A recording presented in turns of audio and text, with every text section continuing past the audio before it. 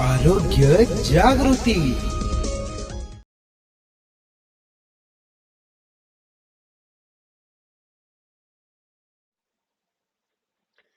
आज हम बात करेंगे राइट्स ऑफ इंफॉर्मेशन, सूचना का अधिकार।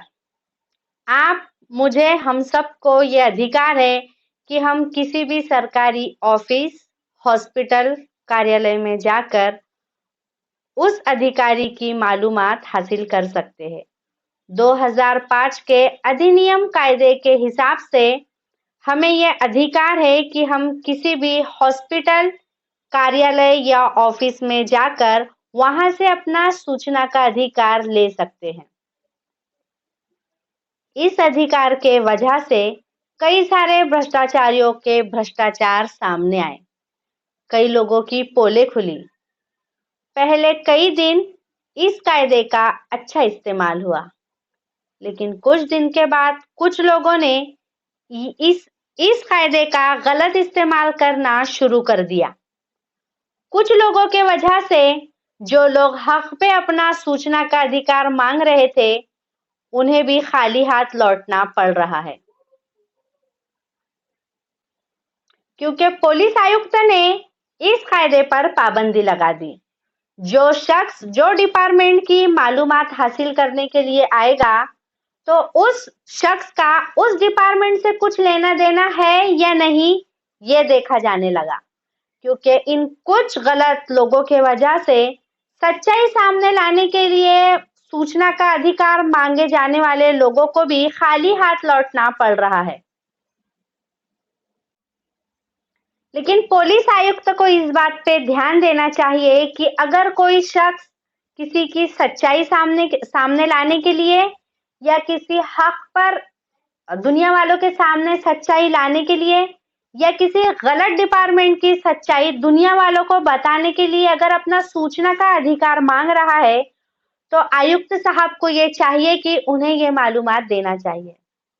आरोग्य जागृति ने 22/10/2020 में मनपा की वैद्यकीय अधिकारी नीता पाडळकर से अपना सूचना का अधिकार मांगा था।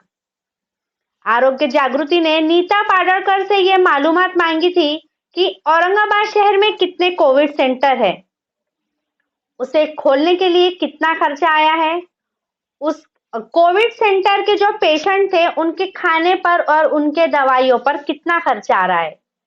लेकिन लगभग 8 महीने गुजर गए, इस पर नीता पाडळकर का आरोग्य जागृति को कोई भी जवाब नहीं आया है।